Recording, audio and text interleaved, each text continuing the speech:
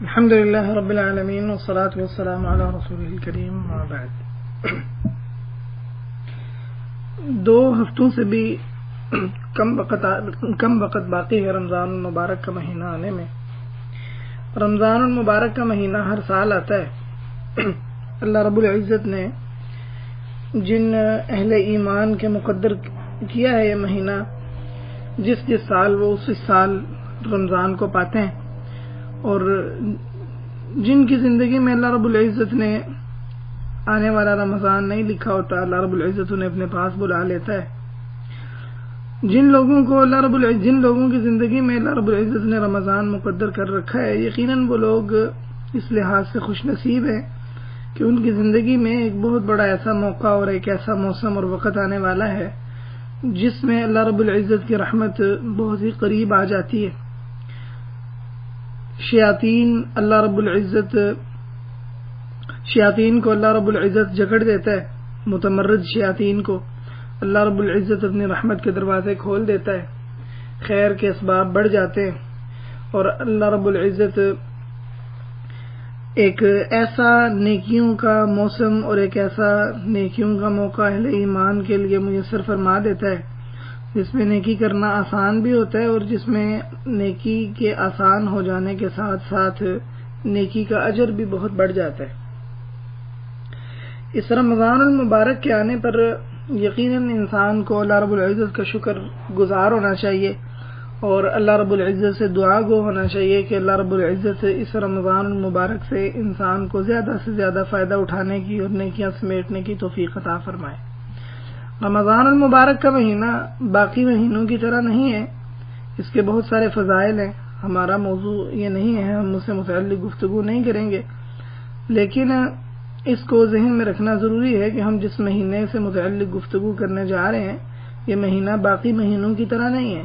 اس مہینے کے بہت زیادہ فضائل ہیں اور یہ بہت ہی بابرکت مہینہ ہے. جیسا کہ نبی علیہ الصلوۃ والسلام کی حدیث مبارکہ میں ہے کہ نبی علیہ الصلوۃ والسلام نے صحابہ اکرام کو اس مہینے کے آنے کی خبر دی اور فرمایا کہ شہر مبارک آ رہا ہے. اور رمضان کی کوئی اور فضیلت نہ ہوتی تو اس کی فضیلت میں یہی کافی تھا کہ یہ وہ مہینہ ہے جس کا اللہ رب العزت نے نزول قرآن کریم کے لیے انتخاب کیا ہے. اللہ رب العزت نے فرمایا شہر رمضان الذی انزل فیہ القرآن ھدی للناس وبینات من الھدی والفرقان. اگر کوئی اور فضیلت نہ ہوتی رمضان المبارک کی تو اس مہینے کی فضیلت کے لیے یہی کافی تھا کہ یہ شہر قرآن ہے، یہ وہ مہینہ ہے جس میں قرآن کریم کے نزول کا انتخاب کیا گیا ہے. لہذا اس مہینے سے متعلق ان باتوں کو ذہن میں مستحضر رکھنا اور یہ باتیں ذہن میں ہونا کہ مہینہ بہت ہی زیادہ فضیلت والا ہے، یہ نہایت ہی زیادہ ضروری ہے.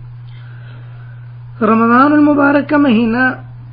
اگرچہ بہت سارے فضائل اور بہت ساری برکات والا مہینہ ہے، اس کے باوجود بہت سارے مسلمان صحیح معنوں میں اس کی برکات کو سمیٹ نہیں پاتے. اس کی وجہ یہ ہے کہ رمضان المبارک کے آنے پر رمضان المبارک کے لیے ویسی تیاری اور ویسا شوق عبادت اور تعلق باللہ اور تزکیہ نفس اور ان چیزوں پر کوئی ایسی توجہ دی نہیں جاتی جس بنا پر انسان رمضان المبارک سے زیادہ فائدہ اٹھا سکے. حالانکہ مسلمان کو اس مہینے کو غنیمت جاننا چاہیے اور زیادہ سے زیادہ مسلمان کو اس مہینے سے فائدہ اٹھانا چاہیے. تصور کریں کہ اگر کوئی شاپنگ مال ہو، ایسی کوئی کمپنی ہو جس کا سامان بہت ہی قیمتی ہو اور بہت ہی زیادہ لوگوں میں مقبول ہو اور بڑی اہمیت رکھنے والا سامان ہو، لیکن لوگوں کی وہ دسترس سے باہر ہے یا مہنگا ہے یا اس کو حاصل کرنا مشکل ہے، تو اگر وہ کوئی اس پر ایسی سیل لگا دے جس میں اس کو خریدنا بڑا آسان ہو جائے، لوگوں کے لیے میسر بھی ہو، آسان بھی ہو، تو کیا کوئی ایسا شخص ہوگا جو اس سامان کو خریدنے میں سستی اور غفلت برتے گا؟ یقیناً ایسا نہیں ہوگا. یہ دنیا کے بازار کا حال ہے. جو آخرت کا بازار ہے، جہاں نیکیاں سمیٹنا بہت میسر ہے، انسان اس سے متعلق یہ غفلت برتے ہی انسان کے لیے بڑا قبیح اور انسان کے لیے بڑی محرومی اور بد نصیبی کی بات ہے.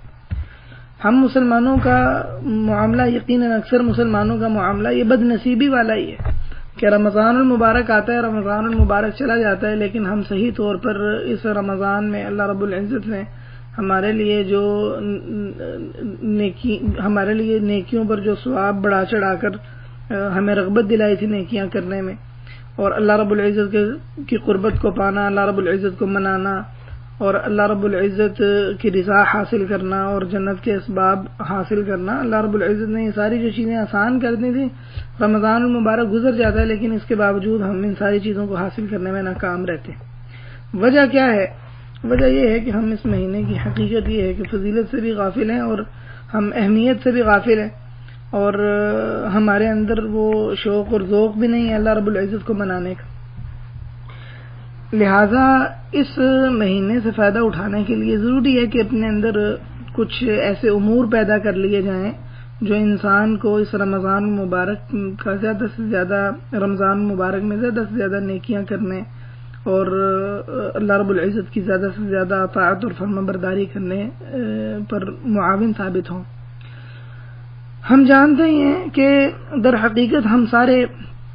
اللہ رب العزت کی طرف ایک مسلسل حرکت میں ہیں۔ اللہ رب العزت کی طرف ہم سب کی حرکت دو طرح کی ہے۔ ایک حرکت وہ ہے جو تمام مخلوقات کی ہے، جیسے اللہ رب العزت نے فرمایا کہ ان الی ربک المنتہی، ہر چیز کی انتہا اللہ تعالیٰ کی جانب ہے، ہر چیز نے بالآخر اللہ تعالیٰ کی طرف لوٹنا ہے، ہر چیز کی ابتدا اللہ تعالیٰ کی جانب سے ہے اور تمام معاملات اللہ تعالیٰ کی طرف پلٹتے ہیں، اور جن و انس نے بھی اللہ تعالیٰ کی طرف لوٹ جانا ہے۔ فرمایا کہ ترجعون الی اللہ، تم اللہ تعالیٰ کی واتقوا یوما ترجعون فیہ الی اللہ، اس دن سے ڈر جاؤ جس میں تم اللہ تعالیٰ کی طرف لوٹا دیے جاؤ گے۔ تو تمام مخلوقات سمیت انسان کے تمام مخلوقات اللہ رب العزت کی طرف سفر کر رہی ہیں، حرکت میں۔ ہر آنے والا دن انسان کو اللہ رب العزت کے قریب کر رہا ہے، اس معنی میں کہ وہ دن انسان کے قریب تر ہوتا جا رہا ہے جس دن انسان کو اللہ تعالیٰ کے حضور پیش ہونا ہے، اور اللہ رب العزت نے انسان سے سوال کرنے، انسان سے اس کے اعمال کے متعلق پوچھا جائے گا، پھر اس کے بعد جزا و سزا ہوگی، اور صرف انسان ہی نہیں بلکہ دیگر مخلوقات بھی اللہ تعالیٰ کے حضور اٹھائی جائیں گی جو جاندار ہیں، جیسا کہ حدیث مبارکہ میں ہے۔ انسان اور جنوں کے علاوہ باقی جاندار بھی اللہ رب العزت کے حضور پیش کیے جائیں گے۔ ایک دوسرا خاص طرح کی اللہ رب العزت کی طرف حرکت ہے جس کو عارفین السیر الی اللہ کے نام سے موسوم کرتے ہیں۔ یہ وہ عمومی حرکت نہیں ہے جو تمام مخلوقات کو شامل ہے، بلکہ یہ وہ اللہ رب العزت کی طرف سفر ہے جو انسان اپنے قصد اور ارادے سے کرتا ہے، اور جو ایمان کی منازل میں سے ایک منزل ہے، اور جس کو قرآن کریم میں حکم دیا گیا ہے۔ اللہ رب العزت نے فرمایا ففروا الی اللہ، کہ تم اللہ رب العزت کی طرف دوڑو، اور ابراہیم علیہ السلام نے فرمایا کہ انی ذاہب الی ربی سیہدین، کہ بے شک میں اپنے رب کی طرف جانے والا ہوں، مجھے میرا رب عن قریب ہدایت دے گا۔ حدیث قدسی میں ہے، اللہ رب العزت نے فرمایا کہ من اتانی یمشی اتیتہ ہرولۃ، کہ جو میری طرف چل کر آتا ہے میں اس کی طرف دوڑ کر آتا ہوں۔ تو یہ اللہ رب العزت کی طرف خاص طرح کا ایک سفر ہے، خاص طرح کا ایک اللہ رب العزت کی طرف چل کر جانا ہے۔ اس کو کہتے ہیں السیر الی اللہ۔ ہمارے درس کا عنوان بھی یہی ہے، السیر الی اللہ فی رمضان، کہ رمضان میں اللہ رب العزت کی طرف چل کر جانا۔ تو چونکہ رمضان المبارک سے اس السیر الی اللہ کے متعلق ہمیں گفتگو کرنی ہے کہ رمضان میں اللہ رب العزت کی طرف سفر کیسا ہونا چاہیے، لہذا اس کے لیے ضروری تھا کہ میں آپ کے سامنے تمہید سامنے رکھوں جو میں نے ذکر کی ہے کہ رمضان کی فضیلت بھی ہمارے ذہن میں ہونی چاہیے، اور یہ بھی کہ رمضان ہماری زندگیوں میں آتا ہے اور گزر جاتا ہے، اس کے باوجود ہم اسے مقاصد حاصل نہیں کر سکتے۔ ہم باوجود اس کے کہ رمضان آتا ہے اور گزر جاتا ہے اور ہم اس سے جو صحیح طور پر مقاصد حاصل کرنے چاہیے وہ حاصل نہیں کر پاتے۔ اب اگلی بات کی طرف منتقل ہوتے ہیں، وہ یہ کہ رمضان المبارک میں اگر ہم، اور یقیناً ہر مسلمان کو، یہ نیک مقاصد حاصل کرنے چاہیے، اس کا شوق اور رغبت ہونی چاہیے۔ تو اگر ہم یہ مقاصد حاصل کرنا چاہیں، اللہ تعالیٰ کے قریب ہونا چاہیں اور اللہ رب العزت کو حاصل کرنا چاہیں، منانا چاہیں اللہ رب العزت کو، تقرب اللہ تعالیٰ کا حاصل کرنا چاہیں، تو اس کے لیے ہمیں کن کن امور کو اختیار کرنا ہوگا۔ یقیناً یہ ایک بہت ہی اہم اور بہت ہی ضروری چیز ہے کہ اس کو سمجھا جائے، اور سمجھنے کے بعد حقیقتاً اس کو عمل میں بھی لایا جائے، تاکہ انسان اللہ رب العزت کے قریب ہو سکے، اللہ رب العزت کو پا سکے، اور اللہ رب العزت انسان سے راضی ہو سکے۔ ہم سب در حقیقت ایک راستے کے مسافر ہیں، اور یہ راستہ اللہ رب العزت کی طرف لے کر جاتا ہے۔ اسی راستے کا ہم اللہ تعالیٰ سے سوال کرتے ہیں، اہدنا الصراط المستقیم، کہ اے اللہ تو ہمیں سیدھے راستے پر چلا۔ اور یہ راستہ ہے یعنی دین اسلام، جس کا ہم اللہ تعالیٰ سے سوال کرتے ہیں۔ ہم اس راستے کے مسافر ہیں، اللہ رب العزت کی طرف ہمارا سفر ہے، اور اللہ رب العزت تک یہ لے کے جانے والا راستہ ہے۔ ضروری ہے کہ اس راستے پر چلنے کے لیے ہمیں اس راستے سے متعلق وہ تمام معلومات ہوں جو کسی بھی راستے پر چلنے کے لیے ضروری ہیں، اور یہ بھی ضروری ہے کہ ہم جو سفر سے پہلے کے مراحل ہوتے ہیں ان مراحل کے تقاضوں کو پورا کریں، اور یہ بھی ضروری ہے کہ جو سفر کی راستے کی آفات ہوتی ہیں ہم ان آفات سے بھی واقف ہوں، تاکہ راستے کی یہ آفات ہمیں منزل تک پہنچنے سے روک نہ لیں۔ اور یہ بھی ضروری ہے کہ راستے کے جو لوازمات ہیں، تقاضے ہوتے ہیں، زاد راہ اور اس قسم کی دیگر چیزیں، یہ بھی ہمارے پاس موجود ہوں، تاکہ کہیں ایسا نہ ہو کہ منزل تک پہنچنے سے پہلے ہی ہم تھک ہار کر ٹوٹ کر تو بکھر جائیں یا ضائع ہو جائیں اور شکار کر لیے جائیں اور ہم منزل تک پہنچ نہ پائیں۔ لہٰذا ان تمام چیزوں کو سمجھنا ضروری ہے، اور ہم انشاءاللہ ان تمام چیزوں سے متعلق کچھ نہ کچھ گفتگو کریں گے۔ سب سے پہلی بات یہ ہے کہ یہ پہچاننا کہ یہ راستہ ہے کیا۔ تو یاد رہے کہ یہ راستہ جو اللہ تعالیٰ تک لے کر جاتا ہے، یہ وہ راستہ ہے جس کا ہم اللہ رب العزت سے سورہ فاتحہ میں نمازوں میں سوال کرتے ہیں، اہدنا الصراط المستقیم کہہ کے۔ اللہ رب العزت تک یہی راستہ بس لے کر جاتا ہے۔ اللہ رب العزت نے قرآن کریم میں ان ربی علی صراط مستقیم، تو یہ صراط مستقیم اللہ رب العزت کا راستہ ہے، اللہ رب العزت کی طرف لے کر جاتا ہے، اور یہ صرف اور صرف ایک راستہ ہے۔ اس راستے میں کوئی تعدد اور دوئی نہیں ہے، یہ راستہ دین اسلام ہے، اور دین اسلام اللہ رب العزت کے آگے سرنڈر ہو جانے کا نام ہے۔ اللہ رب العزت نے ابراہیم علیہ السلام کے بارے میں فرمایا کہ اذ قال له ربه اسلم قال اسلمت لرب العالمین، کہ اللہ تعالیٰ نے ابراہیم علیہ السلام سے کہا کہ تم مطیع ہو جا، فرمانے لگے اسلمت للہ رب العالمین، میں اللہ رب العزت کے لیے مطیع ہو گیا۔ یہی وہ ملت اور طریقہ ہے اور ابراہیم علیہ السلام کا دین ہے جس پر چلنے کی اللہ تعالیٰ نے ترغیب دی، اور اس سے اعراض کرنے والے کو بیوقوف کہا ہے۔ وَمَن يَرْغَبُ عَن مِّلَّةِ إِبْرَاهِيمَ إِلَّا مَن سَفِهَ نَفْسَهُ، کہ ملت ابراہیم سے وہی بندہ روگردانی کرتا ہے جس نے خود ہی اپنے آپ کو بیوقوف بنا رکھا ہے۔ اللہ رب العزت نے فرمایا وَمَن أَحْسَنُ دِينًا مِّمَّنْ أَسْلَمَ وَجْهَهُ لِلَّهِ وَهُوَ مُحْسِنٌ وَاتَّبَعَ مِلَّةَ إِبْرَاهِيمَ حَنِيفًا، کہ اس بندے سے اچھا کون ہے دین کے اعتبار سے، من اسلم وجہہ للہ، جس نے اپنا چہرہ اللہ تعالیٰ کے لیے مطیع کر لی، اس حال میں کہ وہ احسان اختیار کرنے والا ہے۔ اللہ رب العزت کے لیے اپنے چہرے کو مطیع کرنا یہ ہے کہ آدمی اپنا آپ اللہ تعالیٰ کے آگے جھکا دے، سر تسلیم خم کر دے کہ جو اللہ تعالیٰ نے کہہ دیا میرے اوپر اس کو ماننا ضروری ہے۔ انسان عقیدتاً بھی اور سلوکاً و منہجاً اور عملاً ہر اعتبار سے اس چیز کو اپنا لے کہ جو اللہ تعالیٰ نے کہہ دیا بس میرے لیے اس کے بعد کچھ نہیں ہے، بس وہی ہے، میں نے اسی کی فرما برداری اور اطاعت کرنی ہے۔ اور اس عمل میں لازم ہے کہ احسان والا رویہ بھی اپنایا جائے۔ احسان والا رویہ یہ ہے کہ یہ سب اخلاص اور خضوع کے ساتھ ہو، کہ اس میں ریاکاری کا شائبہ نہ ہو، اللہ رب العزت کے علاوہ کسی دوسرے کو خوش کرنا اور کسی دوسرے کی رضا اور کوئی دنیا کا مفاد اور کوئی دنیا کی منفعت مقصود نہ ہو، اور آدمی اللہ رب العزت کے آگے خضوع اختیار کر لے، کہ انسان کی عبادت دل کے انتہائی عاجزی کے ساتھ ہو اور انسان میں تکبر، تعلی، علو اور اپنی نام بری اور اس قسم کا شوق، نمائش کا شوق انسان کو نہ ہو، بلکہ خضوع اختیار کرتے ہوئے اللہ رب العزت کی بات کرے. یہ دین اسلام ہے اور یہ صراط مستقیم ہے جس کا ہم اللہ رب العزت سے سوال کرتے ہیں. یہ وہ راستہ ہے جو ہمیں اللہ تعالیٰ تک لے کے جانے والا ہے. اگر اس راستے کو اختیار نہیں کرتے تو ہم اللہ رب العزت تک کبھی نہیں پہنچ پائیں گے. لہٰذا ضروری ہے کہ دین اسلام کی جو فی نفس ہی حقیقت ہے، ہم اس حقیقت کو پہچانیں اور پھر اس راستے کے مسافر بنیں. اگر ہم نے دین اسلام کی حقیقت کو نہیں پہچانا تو رمضان آئے گا چلا جائے گا، ہم اللہ تعالیٰ تک پہنچ نہیں پائیں گے. کیوں؟ اس لیے کہ در حقیقت ہم اس راستے پر چل ہی نہیں رہے جو راستہ اللہ تعالیٰ تک لے کے جاتا ہے. لہٰذا اگر کوئی شخص اس بات کا دعوے دار ہو کہ میں اللہ تعالیٰ کا تقرب حاصل کروں گا، لیکن اس میں جو ملت ابراہیم والا وصف ہے، اپنے آپ کو سرنڈر کر دینا اللہ تعالیٰ کے آگے، یہ نہیں ہے، تو چاہے وہ لاکھ دعوے کرتا رہے،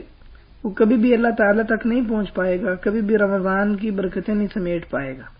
اسے ہر دم اللہ تعالیٰ کی ہر چیز میں اطاعت کرنا ہے اور اس بات کو اپنے ذہن میں ہر وقت رکھنا ہے، استحضار ہو اس کے ذہن میں کہ میں اللہ رب العزت کا عبد ہوں، بندہ ہوں، اللہ رب العزت کے حکم کا مأمور اور اس کا مربوب ہوں. جو میرا رب مجھے کہے گا مجھ پر وہ لازم ہے کہ میں اس کی اطاعت کروں. میرا معاملہ اللہ تعالیٰ کے سامنے ایک غلام والا ہے، اور غلام کا اس سے بڑی اور کوئی ذمہ داری نہیں ہوتی کہ اس نے اپنے مالک کی اطاعت کرنی. وہ اپنے مالک سے کیوں، کیا، ایسے ویسے، اگرچہ مگرچہ اور اس قسم کے حیلے و حجت اور سوالات نہیں کرتا جن سے جھلکتا ہو کہ در حقیقت حکم عدولی کرنا چاہتا ہے، بلکہ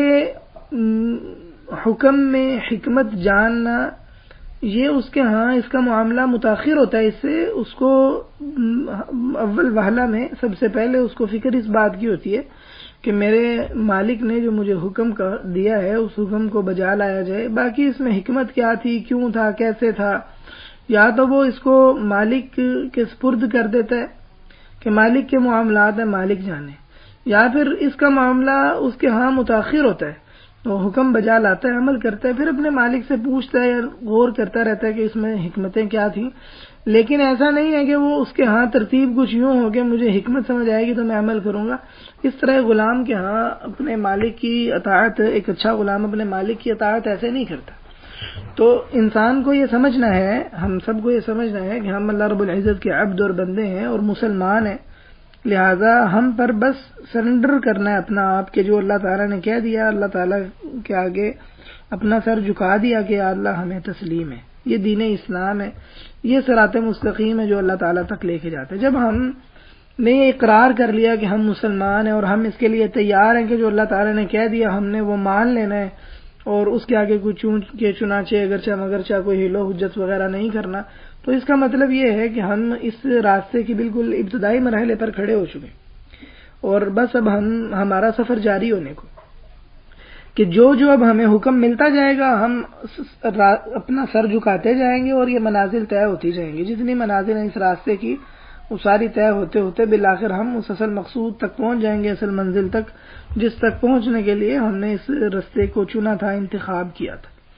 البتہ یہ یاد رکھنا چاہیے کہ اب چونکہ ہم اس راستے کا سفر کرنے لگے ہیں، لہذا ہمیں اس سے پہلے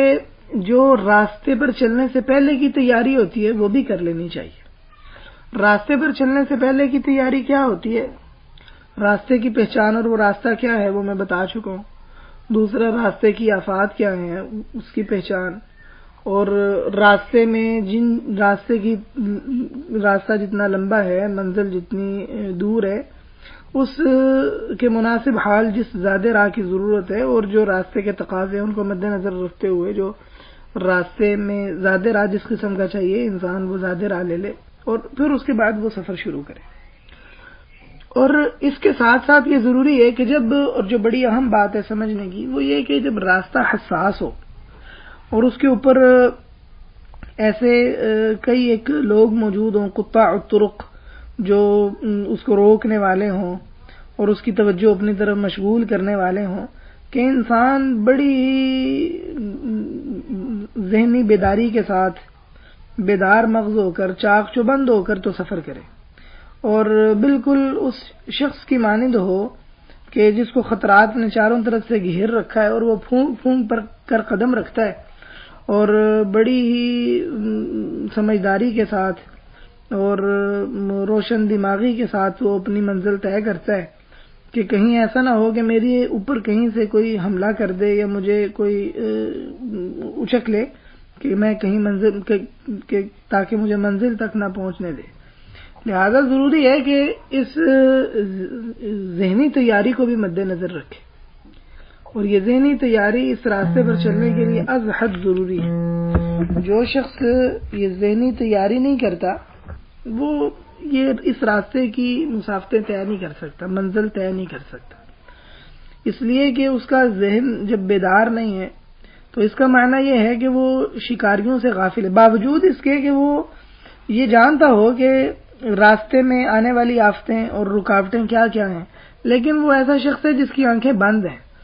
ہم جانتے ہیں کہ نابینا شخص اگر کسی منزل پر چلے، کسی راستے پر چلے، تو باوجود اس کے کہ نابینا شخص یہ جانتا ہو کہ راستے میں مثلا پتھر بھی ہیں، ٹھوکریں بھی مجھے لگ سکتی ہیں، یا راستے میں کوئی پانی کے جوہڑ بھی ہیں جن کو میں کراس نہیں کر پاؤں گا، یا وہ جانتا ہو کہ راستے میں کوئی لٹیرے بھی ہیں، ڈاکو بھی ہیں، لیکن اس کے باوجود وہ کہے کہ ان چیزوں کا جاننا میرے لیے کافی ہے، لہذا مجھ پر یہ ضروری نہیں ہے کہ میں کوئی ایسے شخص کا اپنے ساتھ انتخاب کروں جو مجھے اس قسم کی چیزوں سے بچائے۔ تو یقیناً اگر وہ ایسا سوچ کر اس راستے پر چلے گا تو لوگ اس کو احمق ہی کہیں گے، اور ایسا شخص منزل تک تو نہیں پہنچ پائے گا، ایسا شخص راستے میں ہی دھر لیا جائے گا اور اس کا سفر بالکل ادھورا رہ جائے گا۔ لہذا ضروری اور لازمی ہے کہ ایسا شخص جو اس طرح کی منزل پر سفر کرنا چاہتا ہے وہ کھلی آنکھوں والا ہو۔ تو چونکہ یہ راستہ دین اسلام اللہ رب العزت کی طرف لے کر جانے والا راستہ ایسا حساس راستہ ہے اور ایسا پرخطر راستہ ہے اور ایسا اہم ترین راستہ ہے جس پر چلے بغیر کوئی گزارا بھی نہیں ہے، تو ضروری ہے کہ انسان اس میں ایسا ہو جو مکمل بصیرت کے ساتھ اس پر سفر کرے اور اس کی آنکھیں مکمل طور پر کھلی ہوں اور دائیں بائیں آگے پیچھے ہر اعتبار سے وہ دیکھنے والا ہو، اور بہت جلدی سے اس کی نظریں ایک سے دوسری جگہ توجہ کرنے والی ہوں کہ کہیں ایسا نہ ہو کہ کوئی مجھ پر حملہ آور ہو جائے اور مجھے منزل تک نہ پہنچنے دے۔ لہذا ذہنی تیاری اس سفر کے لیے از حد ضروری ہے۔ لہذا جب آپ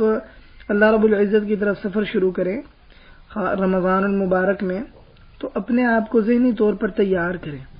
کہ میں ایک عظیم سفر کا، عظیم راستے کا مسافر بننے والا ہوں، لہذا مجھ پر لازم ہے کہ میں ہر طرح سے ہوشیار رہوں اور ہر طرح کے شیطانی حملے کے لیے تیار رہوں، نفس کا مقابلہ کرنے کے لیے تیار رہوں، نفس کی شرارتوں کا مقابلہ کرنے کے لیے تیار رہوں، اور مجھے اس بات کی خبر ہونی چاہیے کہ میں کس راستے پر چل رہا ہوں۔ جتنا اس کو اس راستے کی عظمت کا علم ہوگا، اس کی اہمیت کا علم ہوگا اور اپنی منزل کی اہمیت کا اور اس کی عظمت کا علم ہوگا،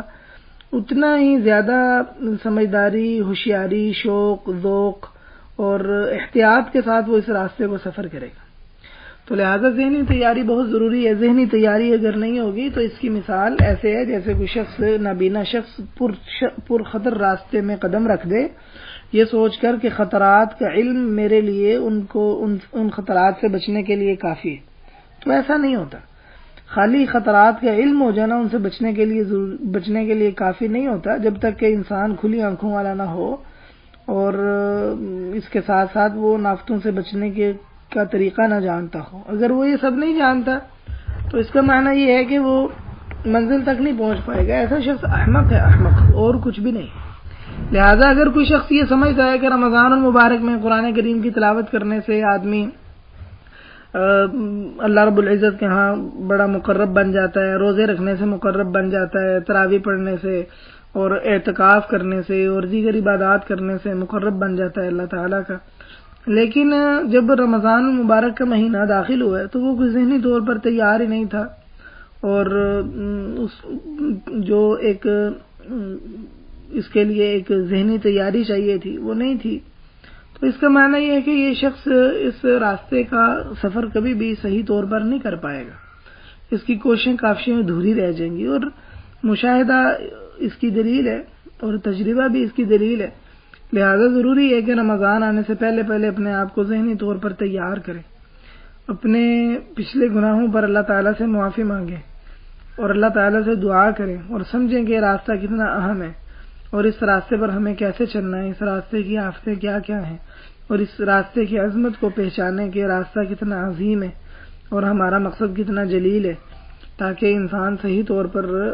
اس رمضان المبارک سے زیادہ فائدہ اٹھا سکے، اور زیادہ سے زیادہ اس میں اللہ رب العزت کی طرف اس جاری سفر کی جتنی مسافت انسان بانٹ سکتا ہے، جتنی مسافت طے کر سکتا ہے اللہ رب العزت کی قربت کے حصول کی، انسان وہ مسافت طے کر لے۔ پھر اس کے بعد اگلا مرحلہ یہ ہے کہ سفر کرنے کے لیے ہم جانتے ہیں کہ انسان کا جسمانی طور پر بھی صحیح ہونا ضروری ہے۔ اللہ تعالیٰ کی طرف سفر کے لیے انسان کا، جیسے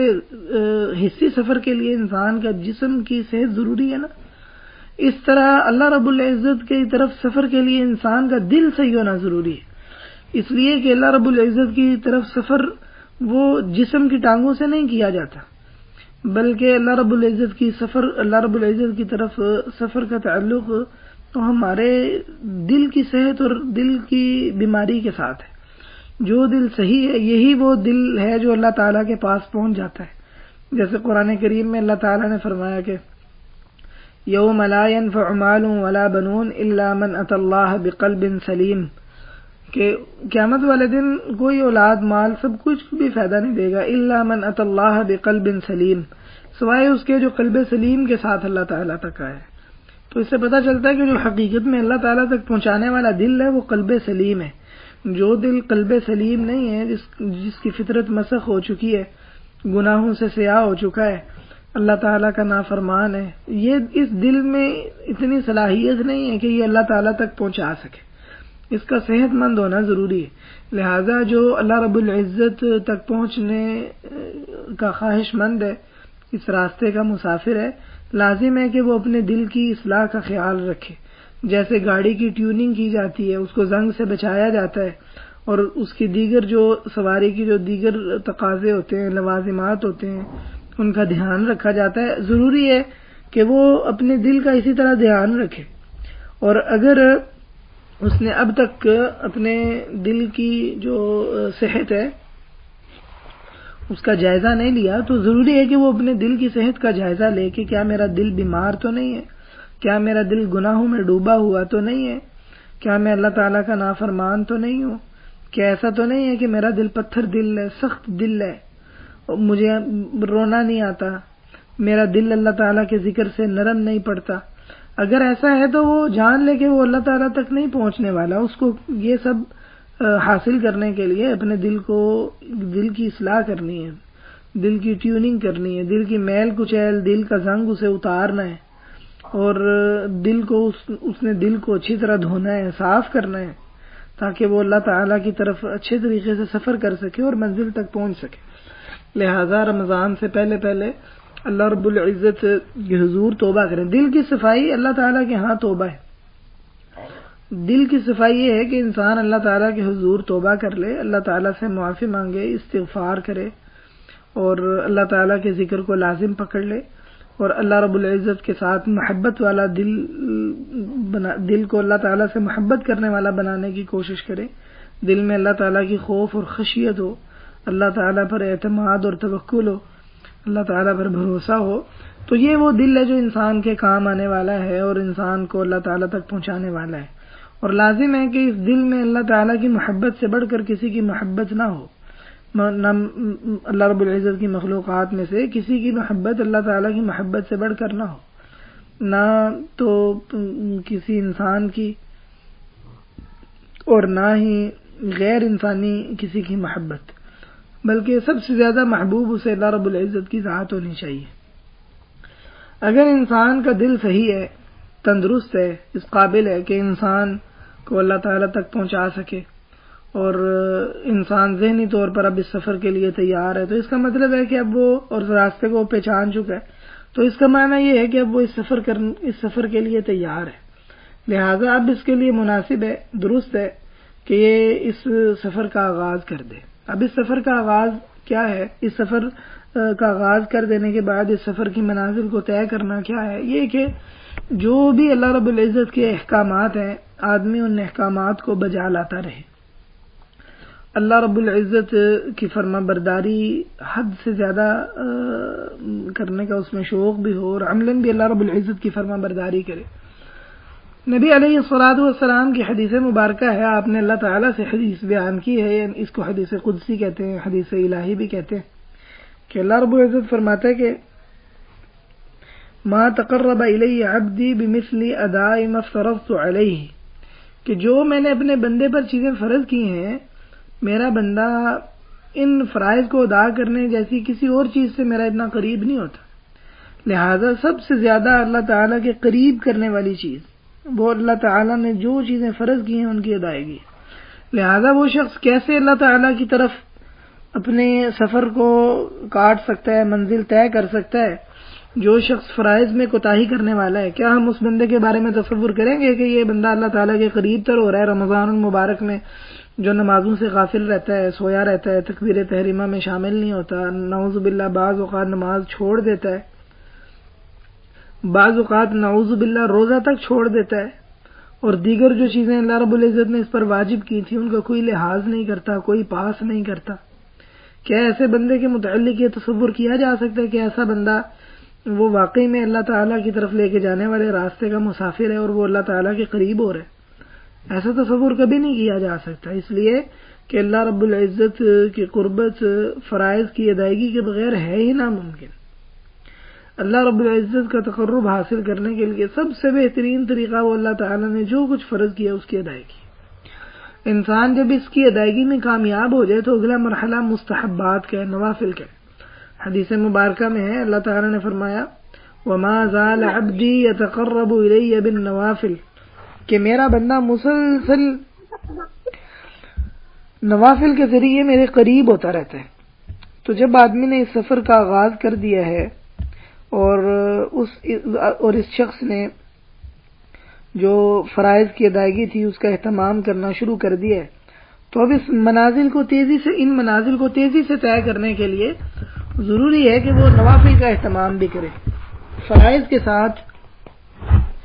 جس قدر نوافل کا اہتمام زیادہ ہوگا، سمجھیں کہ اسی قدر تیزی سے آپ کا یہ سفر اللہ تعالی کی جانب طے ہو رہا ہے، اور جس قدر نوافل میں مستحبات میں سستی ہوگی اسی قدر سمجھیں کہ انسان کا یہ سفر سست روی سے اور بڑی کاہلی کے ساتھ تھوڑا تھوڑا کر کے طے ہو رہا ہے۔ لہذا جو شخص بھی اس راستے کا مسافر ہے اسے چاہیے کہ وہ اس راستے کو جلد طے کر لینے کا حریص ہو، اس لیے کہ وہ نہیں جانتا کہ کب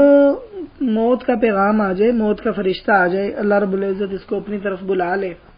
یا کب کوئی قطاع الطرق میں سے کب کوئی کسی جگہ سے اس پر حملہ آور ہو جائے۔ لہذا ضروری ہے کہ زیادہ سے زیادہ گھاٹیاں، زیادہ سے زیادہ مسافریں طے کر چکا ہو تاکہ اس کے خطرات کم سے کم تر ہوتے جائیں۔ اگرچہ اللہ تعالیٰ تک پہنچنے تک خطرات اور آفات وہ باقی رہتی ہیں، تاہم انسان جس قدر جلدی جتنی مسافت طے کر سکتا ہے اس کو چاہیے کہ اتنی جلدی یہ مسافت طے کرے۔ نبی علیہ الصلوۃ والسلام نے فرمایا بادروا بالاعمال، نیک اعمال میں جلدی کرو۔ اللہ تعالیٰ نے فرمایا وسارعوا الى مغفرۃ من ربکم وجنۃ عرضها السماوات والارض، بعض جگہ پہ سابقوا کے لفظ ہے۔ تو بہرحال جلدی نیکیاں کرنے کی طرف ہمیں ترغیب دلائی گئی ہے۔ فاستبقوا الخیرات، تو انسان موسیٰ علیہ الصلوۃ والسلام اللہ تعالیٰ کے نبی تھے، تو اللہ تعالیٰ نے بلایا تو آپ جلدی چلے گئے، اور اللہ تعالیٰ کو کہنے لگے وَعَجِلْتُ إِلَيْكَ رَبِّ لِتَرْضَىٰ، کہ اللہ میں تیرے پاس جلد آ گیا ہوں تاکہ تو راضی ہو جائے۔ تو ضروری ہے کہ انسان اس مسافت کو جلد طے کرنے کی کوشش کرے کہ فرائض کے ساتھ ساتھ نوافل کا اہتمام بھی کرے تاکہ اللہ تعالیٰ کے قریب سے قریب تر ہوتا رہے۔ اور اس راستے کی ایک عجیب بات یہ ہے، یہ دنیا کا ایک انوکھا سفر ہے کہ اس میں جب انسان یہ سفر شروع کرتا ہے تو اس میں منزل بھی انسان کے پاس چل کر آتی ہے. دنیا کا کوئی ایسا سفر نہیں ہے. نبی علیہ الصلوۃ والسلام نے فرمایا، اللہ تعالیٰ فرماتا ہے حدیث قدسی ہے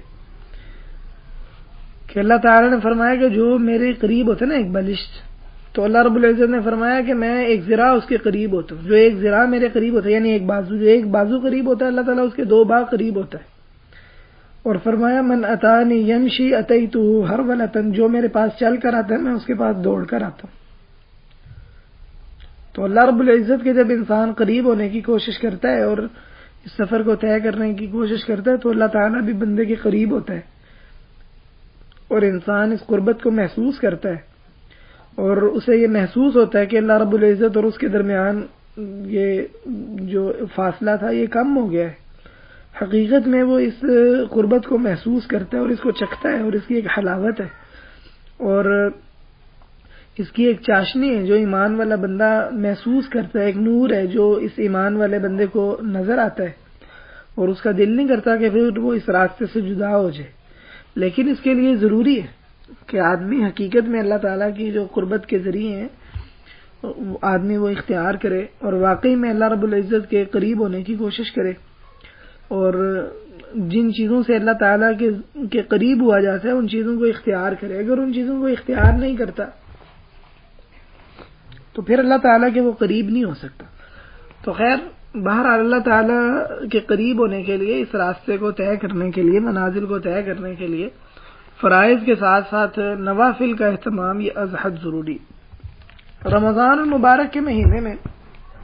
کچھ خاص عبادات بتائی گئی کہ ان کا اہتمام انسان کو اللہ تعالیٰ کے قریب کر دیتا ہے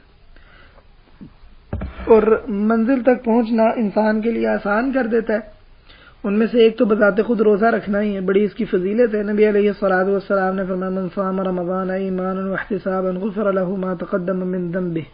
اور ایک قیام اللیل ہے. نبی علیہ الصلوۃ والسلام نے فرمایا من قام رمضان ایمانا واحتسابا غفر له ما تقدم من ذنبه. کہ رمضان کے روزے رکھنا اور اس کا قیام کرنا،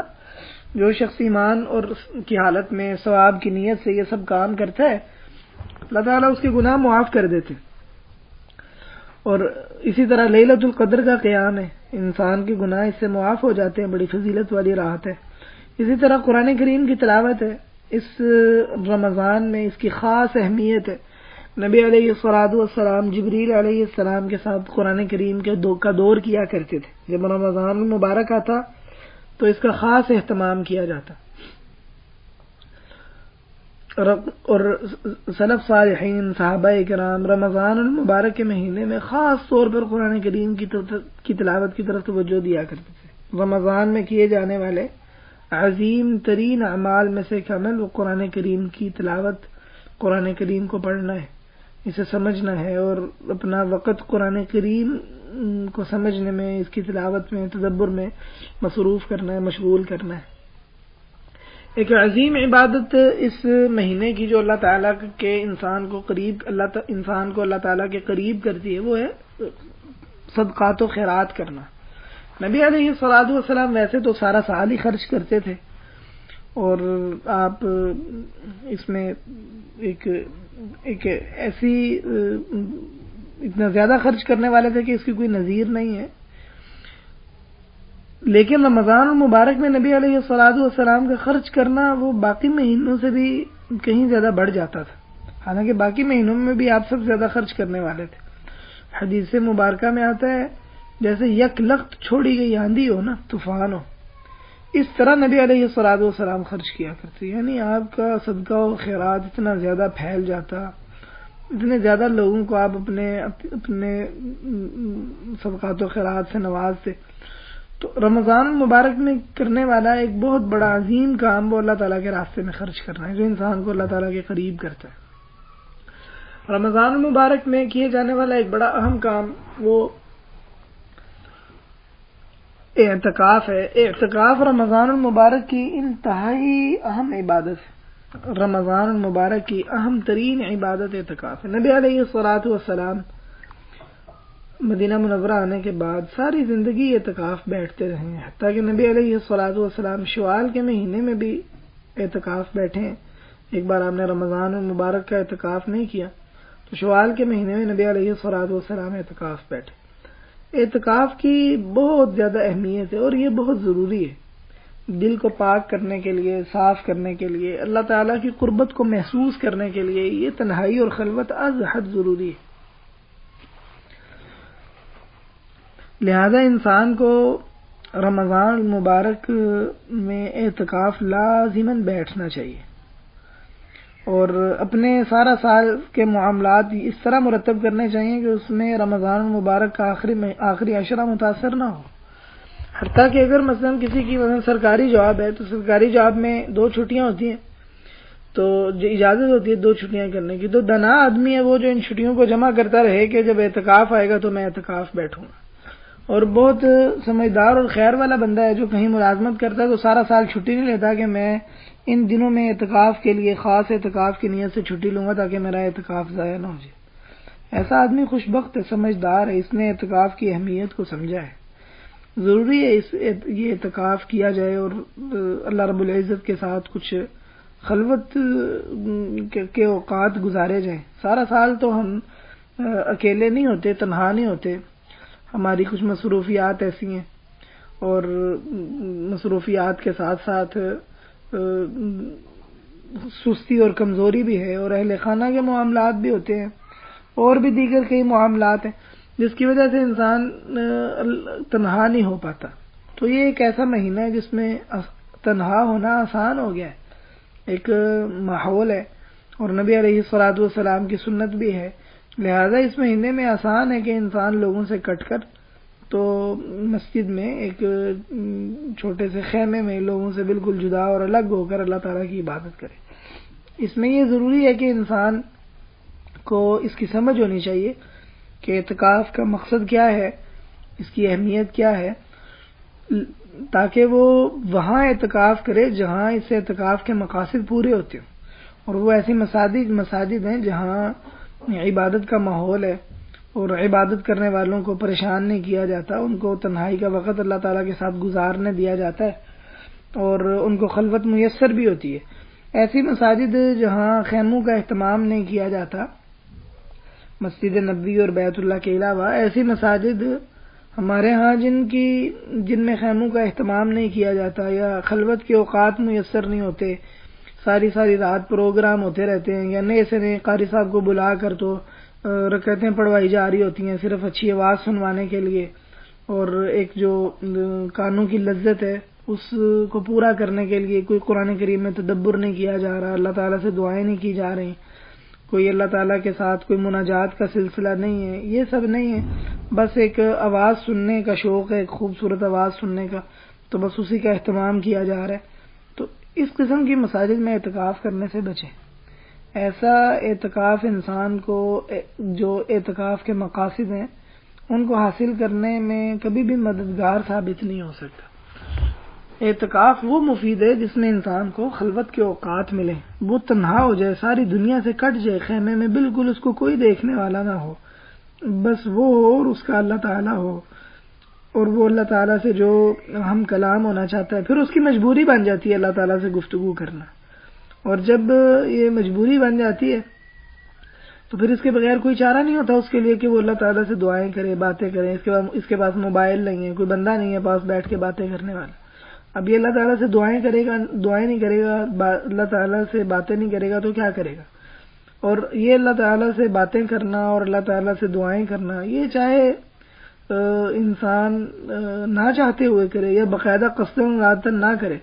لیکن کوئی حالات اس کو ایسے لے ہیں کہ اس کو اللہ تعالیٰ سے یہ سب کرنا پڑے، تو اس میں بھی انسان کے لیے خیر ہے۔ لہذا اعتکاف میں جب یہ صورتحال ہوتی ہے، انسان اللہ تعالیٰ سے دعائیں کرتا ہے، تو یہ انسان کے لیے بہت ہی زیادہ مفید ثابت ہوتا ہے۔ انسان کے دل کی اصلاح ہوتی ہے، اللہ تعالیٰ سے مانوس ہوتا ہے، اللہ تعالیٰ کے قریب ہو جاتا ہے اور ایمان کی مٹھاس محسوس کرتا ہے، اور آخرت کی اسے یاد آتی ہے، دنیا میں اس کا زہد پیدا ہوتا ہے، مسجد سے مانوس ہو جاتا ہے، مسجد کے ساتھ اس کا دل معلق ہو جاتا ہے، اور بہت ساری خیرات اور برکات کو اس اعتکاف سے سمیٹ لیتا ہے۔ تو بہرحال رمضان میں کی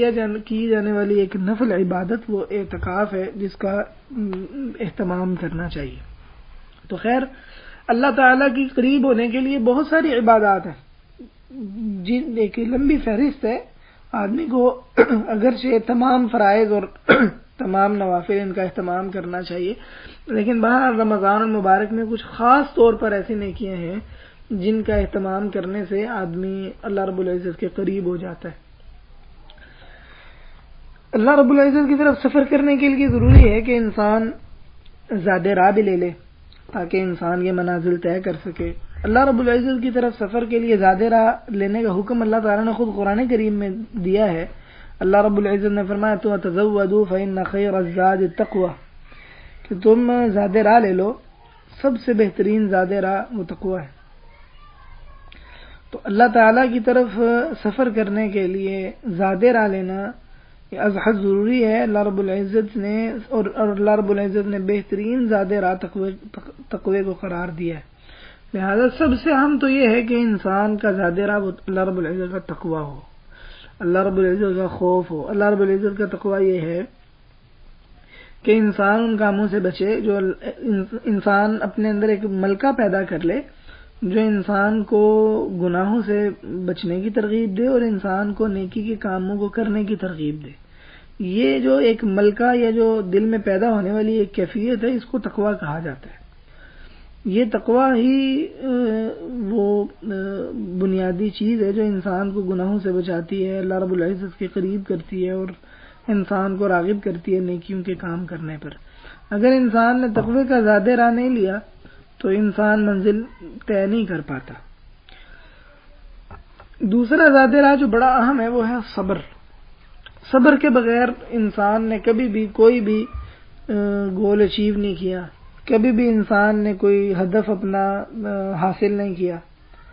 صبر کو اسی لیے مفتاح الظفر کہا جاتا ہے، الصبر مفتاح الظفر، کہ جو صبر ہے یہ کامیابی کی کنجی ہے۔ اس لیے کہ اگر انسان کوئی بھی ہدف یا کوئی بھی مقصد حاصل کرنے کے لیے صبر چھوڑ دے تو اس کا معنی یہ ہے کہ انسان نے اس منزل کو ضائع کر دیا، انسان اس تک نہیں پہنچ سکتا۔ کوئی چھوٹا ہدف ہے، بڑا ہدف ہے، دنیاوی ہدف ہے یا اخروی ہدف ہے، ہر طرح کے ہدف کو پانے کے لیے صبر ایک بنیادی اکائی ہے، بنیادی کلید ہے، اس کے بغیر کوئی بھی کامیابی حاصل نہیں کی جا سکتی۔ اسی لیے سلف کہا کرتے تھے الصبر من الایمان بمنزلۃ الرأس من الجسد، کہ صبر کا ایمان سے وہ تعلق ہے جو سر کا جسم کے ساتھ ہے، کہ اگر انسان کے جسم پر سر نہ ہو تو انسان کے لیے تو موت ہے نا، انسان کا وہ جسم حرکت نہیں کر سکتا، گرا پڑا جسم ہے اور اس میں کوئی جان شان نہیں ہے۔ تو اسی طرح انسان کا ایمان ہے، صبر کے ساتھ ہی یہ ایمان متحرک ہے، اس میں حرکت ہے، اور اس کا جو سفر ہے اس سفر کا تسلسل ہے۔ جب صبر ختم ہو گیا تو اس کا مطلب یہ ہے کہ آپ بس گر گئے ہیں، اٹھنا آپ کے لیے محال ہو گیا ہے، اور جب تک صبر موجود ہے اس کا مطلب ہے کہ سفر کا تسلسل باقی ہے، لہذا صبر کو لازم پکڑنا از حد ضروری ہے کہ انسان اب اس راستے پر ڈٹ جائے، صبر کرے، اس کی میں آنے والی اگر کوئی مصیبت ہے، کوئی تکلیف ہے، کوئی پریشانی ہے، یا انسان کو ایسی چیزیں موجود ہیں جو انسان کو اس راستے سے پیچھے کھینچ رہی ہیں کہ واپس آ جاؤ، جیسے نبی علیہ الصلوۃ والسلام نے مثال دی ہے نا راستے کی، کہ اس کے سائیڈوں پر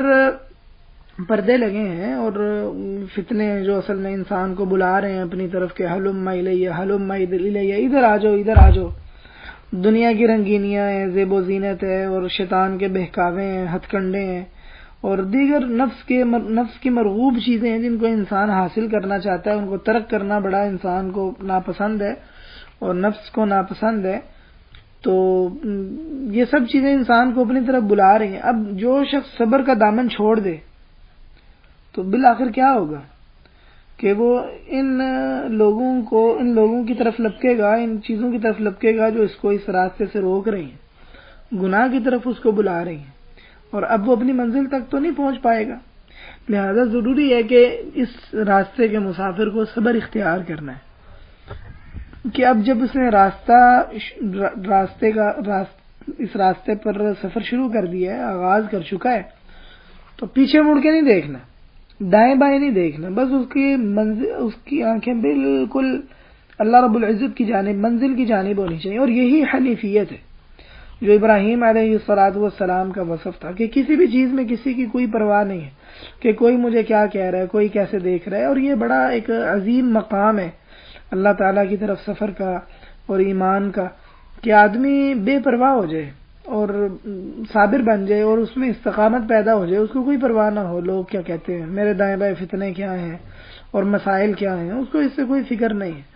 بس وہ اللہ رب العزت کی طرف ایک قدم سے دوسرا قدم سے تیسرا قدم اٹھائے چلے جا رہا ہے، بڑھتا چلا جا رہا ہے، بالآخر وہ منزل تک پہنچ جاتا ہے. تو یہ صبر اختیار کرنا بہت ضروری ہے. اس کو قرآن کریم میں استقامت بھی کہا گیا ہے، ان الذین قالوا ربنا اللہ ثم استقاموا تتنزل علیہم الملائکہ. تو استقامت اختیار کرنے سے ہی انسان اللہ رب العزت تک پہنچتا ہے اور انسان کو خوشخبری دی جاتی ہے، تتنزل علیہم الملائکۃ الا تخافوا وابشروا بالجنۃ التي كنتم توعدون نحن اولیاؤکم فی الحیاۃ الدنیا وفی الآخرہ ولکم فیہا ما تشتہی انفسکم ولکم فیہا ما تدعون. تو استقامت اختیار کرنا اس راستے کی منازل طے کرنے کے لیے، صبر اختیار کرنا اس راستے کی منازل طے کرنے کے لیے وہ از حد ضروری ہے. جو شخص صبر اختیار نہیں کرتا، استقامت اختیار نہیں کرتا، تو وہ کبھی بھی منزل مقصود تک پہنچ نہیں پاتا، بلکہ اس کا سفر ادھورا رہ جاتا ہے. اور راستے میں جب کوئی مشکل آتی ہے تو اس کا سفر کا سلسلہ رک جاتا ہے، اور یوں ایسا شخص اس سفر پر چلنے کے باوجود بھی خسارے میں ہی رہتا ہے اور کبھی کامیاب نہیں ہو پاتا. اس راستے پر چلنے کے لیے یہ بھی ضروری ہے کہ اس راستے کی آفات کو بھی انسان پہچانے، کہ اس راستے کی آفات کیا کیا ہیں،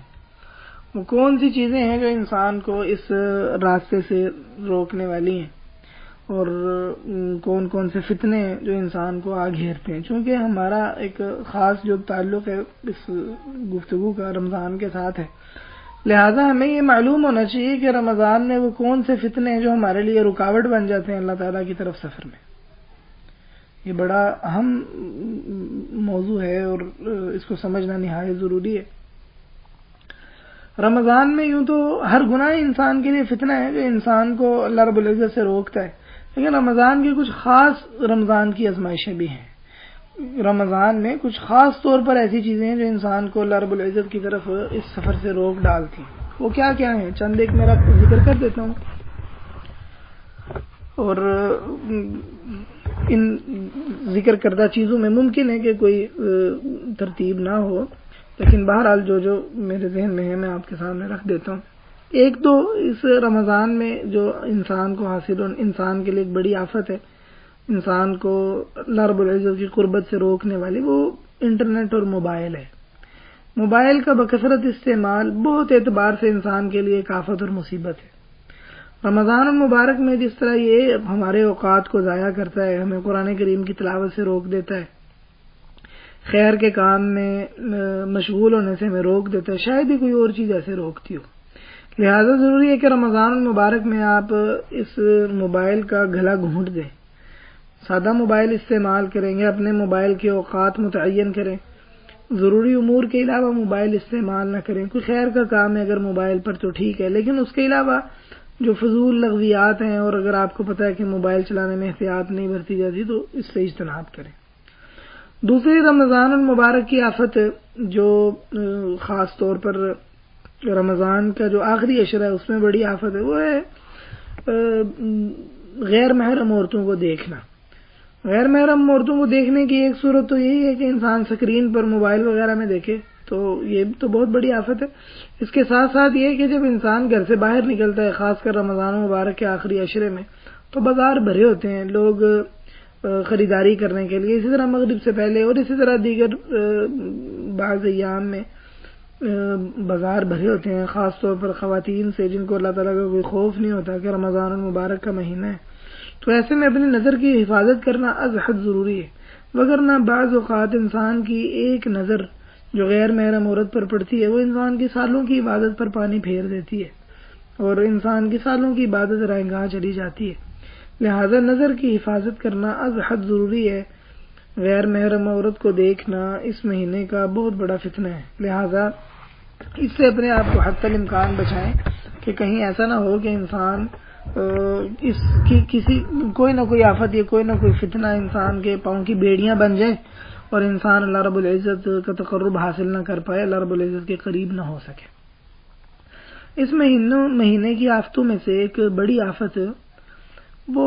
زیادہ کھانا ہے۔ رمضان المبارک کو بعض لوگ کھانوں کا سیزن سمجھ لیتے، جو سارا سال نہیں کھاتے وہ رمضان المبارک میں کھاتے ہیں۔ واللہ عالم، اگر سلف صالحین ہمیں دیکھ لیتے ہمارے رمضان کو تو ہمیں کیا کہتے؟ اگر عمر رضی اللہ تعالیٰ عنہ جیسا کوئی خلیفہ ہوتا، عمر رضی اللہ تعالیٰ عنہ ہوتے تو واللہ عالم شاید ایک بہت بڑی تعداد کو کوڑے مارا کرتے، اور اگر نبی علیہ الصلوۃ والسلام ہوتے تو شاید ہماری افطاری دیکھ کر نبی علیہ الصلوۃ والسلام کا چہرہ سرخ ہو جاتا غصے سے، اور نبی علیہ الصلوۃ والسلام کہتے کہ کیا یہ میں نے تمہاری تربیت کی ہے یا یہ میں نے تمہیں سکھایا ہے کہ رمضان المبارک کیسے گزارا جاتا ہے، کہ جو ہم سارا مہینہ نہیں کھاتے وہ رمضان المبارک میں کھاتے ہیں۔ اس کو آپ معمولی نہ سمجھیں، یہ بہت بڑا فتنہ ہے، بہت بڑی آزمائش ہے، اور اللہ تعالیٰ معاف کرے کہ اب کچھ ماحول بھی ایسا ہے کہ شاید ہی کوئی گھر ایسا ہو جہاں کھانے پینے کی چیزوں کا اہتمام نہیں کیا جاتا، حالانکہ یہ تو ویسے ہی شرعاً ناپسندیدہ ہے، چاہے کہ رمضان المبارک ہو۔ نبی علیہ الصلوۃ والسلام نے فرمایا کہ ایک وقت آئے گا کہ تم کیسے ہوگے، جب یہ وقت آئے گا کہ ایک جو ہے نا پلیٹ، ایک ڈش وہ تم پر لائی جا رہی ہوگی اور پھر اس کے بعد دوسری ڈش لے کے آئی جا رہی ہوگی۔ تو صحابہ کرام نے پوچھا کہ ہم اس وقت بہتر ہوں گے، اب بہتر ہے؟ آپ نے فرمایا بلکہ اب تم بہتر ہو، اس وقت تو تم شر والے ہوگے۔ تو یہ بہت بڑی آفت ہے، صرف کھانا ہی، اس قسم کے کھانے ہی بذات خود بڑی مصیبت ہے۔ پھر ان کا جو انسان کے جسم پر اثر ہوتا ہے، اس کے بعد جو تلاوت میں سستی ہے، قیام اللیل میں سستی ہے، پھر اس کے بعد رات کو نیند کا زیادہ آنا ہے، تو یہ ایک الگ سے آفت ہے۔ لہذا رمضان المبارک میں یہ جہاد ہے بہت بڑا، یہ جہاد کریں، اپنے گھروں کا ایسا ماحول بنائیں کہ ہم نے کھانے پینے کی چیزوں کا اتنا زیادہ اہتمام نہیں کرنا، اور حقیقت یہ ہے کہ اس میں ہم بھی شامل ہیں، اور یہ جیسے میں نے ذکر کیا ہے کہ اس قدر اس کا غلبہ ہے ہمارے معاشرے پر کہ شاید ہی کوئی گھر ایسا ہوگا جن پر اللہ رب العزت نے خصوصی رحمت کی ہے کہ وہ اس مہینے میں اس چیز کا خاص طور پر دھیان رکھتے ہوں گے کہ ہم نے اس کو کوئی باقاعدہ کھانے پینے کا سیزن نہیں سمجھ لینا کہ دنیا کی جو مختلف قسم کی نعمتیں ہیں بس ہماری فکر ہو کہ ان نعمتوں کو سمیٹا جائے۔ تو بہرحال یہ اس مہینے کی بہت بڑی آفت ہے۔ کوشش کریں کہ افطاری میں ضرورت کا کھائیں، اور کھانے کو، افطاری کو پارٹی کا رنگ نہ دیں، اور افطاری کو ایسا ماحول نہ بنا دیں اور ایسی مختلف کھانے پینے کی چیزوں سے بھر نہ دیں جو شرعاً ناپسندیدہ ہے، اللہ رب العزت کو پسند نہیں، جو نبی علیہ الصلوۃ والسلام کو پسند نہیں تھا۔ کبھی ہم نے سنا ہے کہ نبی علیہ الصلوۃ والسلام کے مہینے میں ابو بکر کی زندگی میں، ابو بکر و عمر خلفائے راشدین کی زندگی میں ایسے رمضان ہوتے تھے جس میں افطاریوں میں پکوڑے بھی بن رہے ہیں، سموسے بھی ہیں، کچوریاں بھی ہیں، ملک شیک بھی ہے، اور پتہ نہیں کیا کچھ ہے؟ یقیناً ہم کبھی نہیں سنیں گے۔ معمولی سی ان کی افطاری ہوا کرتی تھی، اور وہ سمجھتے تھے کہ رمضان المبارک میں روزہ رکھنے کا مقصد اللہ تعالیٰ کو راضی کرنا ہے، یہ نہیں کہ اس کو کھانے پینے کے سلسلوں کا ایک موقع سمجھ لیا جائے، بلکہ وہ سمجھتے تھے کہ اس میں اللہ رب العزت کی ہمیں عبادت کرنی ہے بڑھ چڑھ کر۔ رمضان المبارک میں کی ایک بڑی آفت، بڑی مصیبت، اور بلکہ بہت بڑا فتنہ جو لوگوں نے بنا لی ہے وہ یہ ہے کہ اس رمضان میں دین کے نام پر مختلف قسم کے جو دینی پروگرام ہیں وہ مختلف چینلوں پر منعقد کیے جاتے ہیں، اور سیگمنٹس وغیرہ ہوتے ہیں، اور لوگ انہیں رمضان ٹرانسمیشنز کو لوگ یہ سمجھ کر کے یہ سب کچھ تو دین سے متعلقہ چیزیں ان کو سنتے ہیں، سماعت کرتے ہیں ان کی، جبکہ در حقیقت وہ قرآن و سنت سے روکنے والی اور گمراہ کرنے والی چیزیں۔ لہذا رمضان مبارک میں ٹی وی چینلوں پر، سوشل میڈیا وغیرہ پر اس قسم کے جو پروگرام ہوتے ہیں، جو گمراہ لوگ ہیں یا ایسے لوگ ہیں جن میں کوئی اہلیت نہیں ہے، صلاحیت نہیں ہے کہ وہ دین پھیلا سکیں، اس کے باوجود وہ مختلف مسائل پر گفتگو کرتے ہیں. تو انسان کو چاہیے کہ ان چیزوں سے بچے، اپنے آپ کو ان فتنوں سے روک کے رکھے، اور رمضان المبارک میں جو واقعی میں کرنے والی عبادات ہیں ان عبادات پر توجہ دے. یہ بہت ہی اہم ہے. ایسا نہ ہو کہ ایسے لوگ جو بہروپی ہیں، جن کا دین سے کوئی تعلق بھی نہیں ہے، نہ ہی وہ اس اہل ہیں کہ لوگوں کی دین کے معاملات میں رہنمائی کر سکیں، انسان ان کو دیکھتا سنتا رہے.